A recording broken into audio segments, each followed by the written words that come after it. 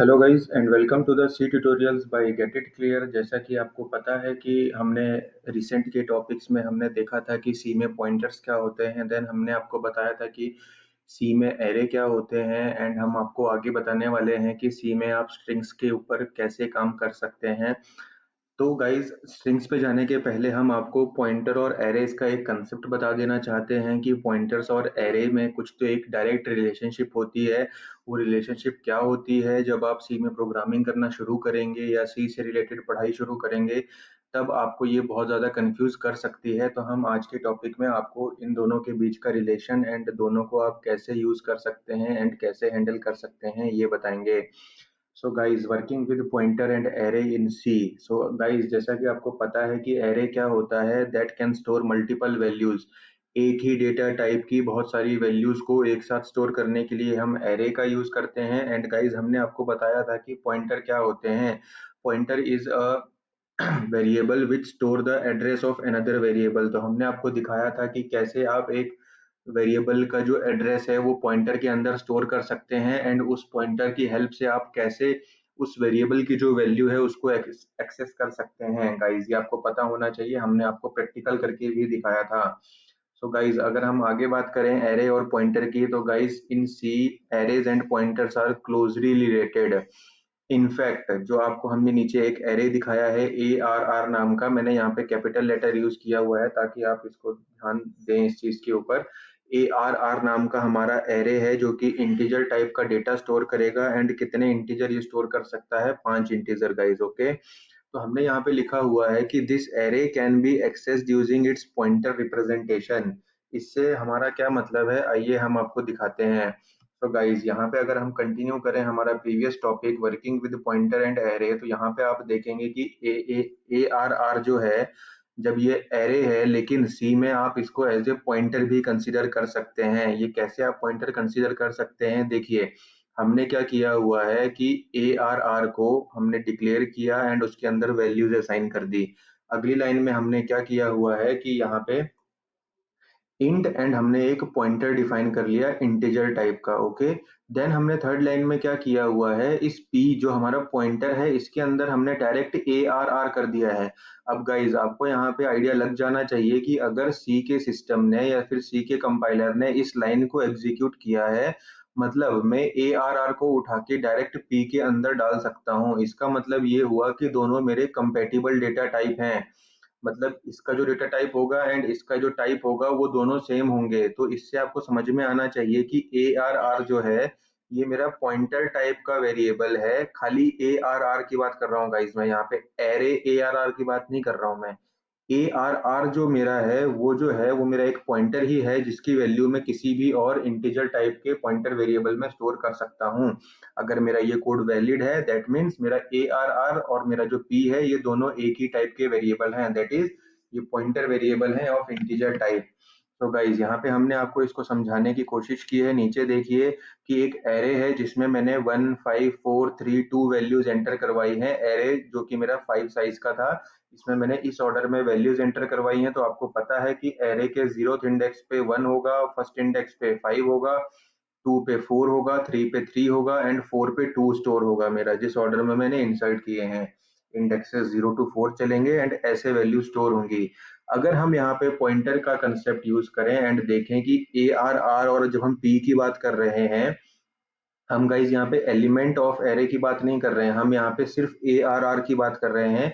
तो जो आपका ए आर आर होगा एंड जो आपका पी होगा ये दोनों मेरे पॉइंटर हैं इन तीनों लाइन के चलने के बाद। एंड ये जो पॉइंटर होंगे ये मेरे एरे के पहले एलिमेंट को पॉइंट कर रहे होंगे। मतलब जब मैं इन पॉइंटर्स की वैल्यू को फेच करूंगा तो ये आपको एरे का पहला एलिमेंट फेच करके देंगे जो एरे में 0th इंडेक्स पे स्टोर होगा गाइज। तो गाइज यही एक बेसिक कंसेप्ट है इसका, एरे और पॉइंटर्स का। कभी अगर आपको प्रोग्राम आ जाए उसमें अगर आपको कुछ दिखाया गया हो कि भाई ये हमने ऐसे लिखा हुआ है, एरे डिक्लेयर किया हुआ है, उसको पॉइंटर में डाला हुआ है एंड देन पॉइंटर और पॉइंटर की वैल्यू हमने उठा के फेच की हुई है, तो जब तक पॉइंटर में आप कुछ ऐड नहीं कर देते तब तक आपको उसका 0th एलिमेंट ही मिलेगा। मतलब पहला एलिमेंट रिटर्न होगा आपको हमेशा एरे का, अगर आप पॉइंटर की वैल्यू को फेच करते हैं। सिमिलरली गाइज आप यहाँ से ध्यान लगा सकते हैं, मैंने आगे खाली ब्लॉक छोड़े हुए हैं। अगर सपोज मेरे पास ये पॉइंटर है, मेरे पास ये नहीं पता मुझे कि ये क्या है क्या नहीं है, मेरे पास सपोज ये सिर्फ पी नाम का जो पॉइंटर वेरिएबल है ये प्रेजेंट है, एंड मुझे अगर 3 वैल्यू यहाँ से फेच करनी है जो कि इसके थर्ड इंडेक्स पे स्टोर्ड है, मतलब सेकंड लास्ट पोजीशन पे। सो गाइज मैं इसको कैसे फेच करूंगा?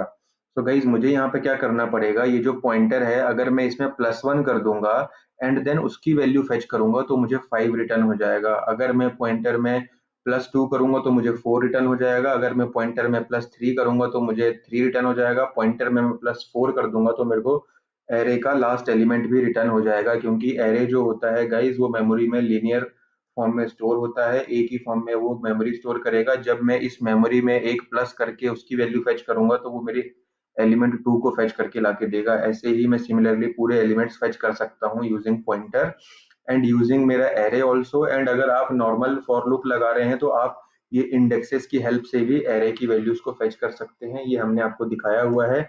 लेकिन जो बाकी दो कंसेप्ट है हम इन दोनों से उन दोनों कंसेप्ट से आपके ये जो एग्जिस्टिंग कंसेप्ट है जिसमें हम यूजिंग इंडेक्स प्रिंट कराते हैं ये हम अभी देखेंगे गाइस। सो गाइस हमारे थ्योरेटिकल सेशन में इतना ही। आइए हम क्विकली आपको इसके प्रैक्टिकल सेशन में लेके आते हैं जहाँ पे हम दिखाएंगे कि आप पॉइंटर और एरेज पे दोनों पे साथ में कैसे काम कर सकते हैं गाइस। ओके, सो गाइस यहाँ पे आपको ये चीज इग्नोर करनी होगी, ये कुछ नहीं, एक एक्स्ट्रा वर्क किया हुआ था मैंने। अब गाइस हम यहाँ पे आते हैं, जो हमने अपने स्लाइड के अंदर एग्जांपल लिया था कि हमने एक एरे लिया हुआ है 5 साइज का, 15432 हमने वैल्यू स्टोर करवाई है। देन हमने पॉइंटर पी नाम का एक वेरिएबल लिया हुआ है। देन हमने पी के अंदर एरे को स्टोर करवा दिया है, मतलब ये जो एरे का एलिमेंट है। Okay, ARR। अब गाइज हम यहाँ पे पहले क्या चेक करने वाले हैं, चेकिंग पॉइंटर एंड एरे। तो हम यहाँ पे देखेंगे कि जब हमने पी को प्रिंट कराया एंड जब हमने ARR को प्रिंट कराया तो आपको क्या आउटपुट आएगा गाइज। हमने यहाँ पे हेक्साडेसिमल वैल्यू प्रिंट करवाने के लिए %x का यूज किया हुआ है। इससे कोई इम्पैक्ट नहीं पड़ता है गाइज। अगर आपको पॉइंटर की वैल्यू प्रिंट करानी होती है देन आप %p का भी यूज कर सकते हैं। ये गाइज हमने आपको बार बार बताया हुआ है कि जब हमने फॉर्मेट स्पेसिफायर का पढ़ा था हमने आपको जो वहाँ पे फॉर्मेट स्पेसिफायर्स दिखाए थे वो बेसिक फॉर्मेट स्पेसिफायर्स थे। एंड मैं इसीलिए आपसे रिक्वेस्ट करता हूँ कि आप हमारे प्रैक्टिकल सेशंस में बने रहें, क्योंकि मैंने आपको जैसे कि बताया हुआ है कि %x भी हम हेक्साडेसिमल रिप्रेजेंटेशन के लिए यूज कर सकते हैं। पॉइंटर की वैल्यूज को प्रिंट कराने के लिए आप %p भी यूज कर सकते हैं। सो गाइज ये बहुत सारे फॉर्मेट स्पेसिफायर्स जो मैं आपको बताते जा रहा हूँ ये आपके एग्जाम के लिए बहुत ज्यादा इंपॉर्टेंट हो जाते हैं। अगर आप हमारे प्रैक्टिकल सेशंस पूरे साथ में हमारे देखते जाएंगे देन आपको इन सब का लॉजिक बहुत अच्छे से क्लियर हो जाएगा एंड आप एग्जाम में सी के सेक्शन में 100% स्कोर करके आ सकते हैं गाइज। तो मेरी आपसे रिक्वेस्ट है कि आप अपने भाई और बंधुओं के साथ इस वीडियो को शेयर करें जिनको आप चाहते हैं कि उनका एग्जाम निकलें। अगर आपका निकल चुका है देन बहुत अच्छी बात है, एंड मैं ये उम्मीद करूंगा कि अगर आपने ये वीडियो देखा है तो आप सी के पूरे क्वेश्चंस को अटेम्प्ट करें एंड गाइज हमारे चैनल के साथ बने रहें। सो गाइज आइए आगे बढ़ते हैं हमारे प्रैक्टिकल में। तो यहाँ पे हमने देखा कि हम यहाँ पे पी और ARR को प्रिंट करा के देखेंगे। देन हमने आपको जैसे ही बताया था कि पॉइंटर में क्या वैल्यू स्टोर है हम उसको एस्टेरिक और पॉइंटर के साथ फेच करते हैं। तो हमने सिमिलरली पी एंड हमने ARR के साथ भी उसको वैल्यू को फेच करने का ट्राई किया हुआ है। आगे हमने क्या किया हुआ है guys, printing array using pointer variable. जैसा कि मैंने आपको बताया कि मुझे अगर इस एरे में आगे प्रिंट होना है, जैसा कि मैंने आपको सेकंड स्लाइड में दिखाया था कि अगर हमने एरे के अंदर बढ़ना है एंड मेरे पास खाली पॉइंटर वेरिएबल है देन मैं क्या करूंगा। तो मैंने आपको बताया था कि अगर आप पी में 1 ऐड कर देंगे तो जो नेक्स्ट एलिमेंट है वो फेच होके आ जाएगा, एंड जो 2 करोगे तो जो उसका नेक्स्ट होगा वो फेच होके आएगा।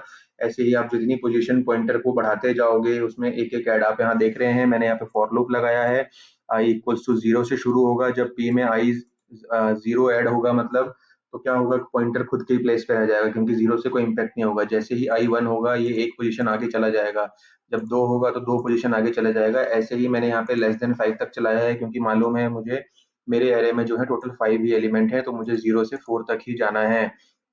सिमिलरली मैंने क्या किया है, ये जो मैंने पी पॉइंटर से आपको प्रिंट करके दिखाया है यही मैं आपको ARR की हेल्प से भी करके दिखाऊंगा कि क्या ये पी और ये ARR जो है ये दोनों मेरे सेम चीज होती है या फिर सेम बिहेवियर है कि नहीं।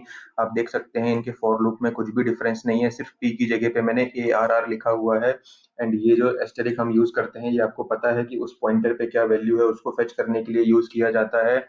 देन अगर हम आगे बढ़े तो मैंने लास्ट में आपको दिखाया है कि जब हम सिंपल फॉर लूप लगा करके एरे को प्रिंट करते थे तो हम कैसे करते थे, हम सिर्फ एरे का नाम देते थे एंड उसका इंडेक्स पास करते थे एंड वो वैल्यू प्रिंट होती जाती थी।